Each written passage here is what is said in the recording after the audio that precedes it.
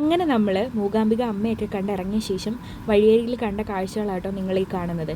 അടുത്തത് ഞങ്ങൾ സൗപർണിക നദി കാണാനുള്ള പുറപ്പാടാണ്. അതിന് തൊട്ട് മുന്നേ ആയിട്ട് കുറച്ച് പൂവൊക്കെ വാങ്ങി ഒന്ന് ചൂടി ഒന്ന് ഫ്രഷപ്പ് ഒക്കെ ആയതിനു ശേഷം പോകാമെന്ന് തീരുമാനിച്ചു കേട്ടോ. രാവിലത്തെ ആ ഒരു ധൃതി കാരണം നമുക്ക് അമ്മയെ കാണാൻ പോയപ്പം ഈ പൂവൊന്നും വാങ്ങാൻ പറ്റിയില്ല. ഇപ്പം കണ്ടപ്പം എന്തായാലും വാങ്ങാമെന്ന് വിചാരിച്ചു കേട്ടോ. അങ്ങനെ ദേ ഞങ്ങൾ സൗപർണിക നദിക്കരയിൽ എത്തിയിരിക്കുകയാണ്. അപ്പോൾ ഈ നദിക്ക് കുറേ വിശേഷണങ്ങൾ പുരാണങ്ങളിലൊക്കെ പറയുന്നുണ്ട്. അതൊക്കെ നമുക്ക് ചെറുതായിട്ടൊന്ന് അറിയാം കേട്ടോ. അപ്പോൾ ഈ സൗപർണിക നദി എന്ന പേര് ലഭിച്ചതിന് കാരണം സൗപർണിക ഗരുഡൻ ഇതിൽ സ്നാനം ചെയ്ത് പാപമോചനം നേടിയത് മൂലമാണെന്നാണ് നമ്മുടെ പുരാണങ്ങളിൽ പറയുന്നത് കേട്ടോ.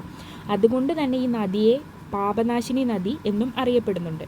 പിന്നെ മൂകാംബിക അമ്മയുടെ ക്ഷേത്രം ഈ നദിയുടെ തീരത്താണ് സ്ഥിതി ചെയ്യുന്നത്. അതിനാൽ തീർത്ഥാടകർ നദിയിൽ സ്നാനം ചെയ്ത ശേഷം ദേവിയെ ആരാധിക്കുന്നു എന്നാട്ടോ ആചാരം. പക്ഷെ നമ്മൾ അമ്പലത്തിൽ പോയതിനു ശേഷം കേട്ടോ പിന്നീടാണ് നദിയിൽ വന്നത്. പിന്നീട് പ്രധാനമായിട്ടും പറയുന്നതെന്ന് വെച്ചാൽ തീർത്ഥാടകർ വിശ്വസിക്കുന്നത് സൗപർണിക നദിയിൽ സ്നാനം ചെയ്താൽ ശരീരം മനസ്സ് ശുദ്ധിക്കും ആത്മീയ ഉന്നമനത്തിനും കാരണമാകും എന്നൊക്കെയാട്ടോ.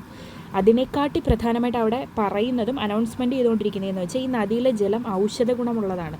അതെന്താണ് അങ്ങനെ പറയുന്നതെന്ന് വെച്ച് കഴിഞ്ഞാൽ ഇത് ഒരുപാട് ഔഷധ സസ്യങ്ങൾ നിറഞ്ഞ കാടുകളിലൂടെയാണ് ഒഴുകി വരുന്നത് കേട്ടോ. അപ്പോൾ അതുകൊണ്ടാണ് ഇത് ഔഷധ ഗുണമുള്ള സസ്യമാണെന്ന് പറയുന്നത്. പിന്നെ അവിടെ പോയി കണ്ടത് എനിക്ക് തോന്നിയൊരു കാര്യം ഞാൻ പറയാം, നല്ല ക്ലീൻ ആട്ടോ വാട്ടർ. ഇടയ്ക്ക് അവിടെ അനൗൺസ്മെൻറ്റ് ചെയ്യുന്നുണ്ട് ഇവിടെ മലിനമാക്കരുത്, പ്ലാസ്റ്റിക് ഇടരുതെന്നൊക്കെ പറയുന്നുണ്ട്. പക്ഷേ കണ്ടതിൽ വെച്ച് നല്ല ക്ലീൻ വാട്ടറാണ്. നമുക്ക് നന്നായിട്ട് തെളിവെള്ളം കാണാൻ പറ്റും. കുറച്ച് ദൂരം നമുക്ക് നടന്ന് നദി കാണാൻ പറ്റും. ഇത് എന്നും ഇങ്ങനെ തന്നെ മുന്നോട്ട് പോകട്ടെ. അങ്ങനെ കുറേ നേരം നദിയിൽ സ്നാനമൊക്കെ ചെയ്തു കേട്ടോ. മൊത്തത്തിൽ സ്നാനം ചെയ്തില്ല, അവിടെ കുറേ പേര് മൊത്തത്തിലൊക്കെ സ്നാനം ചെയ്യുന്നുണ്ട്.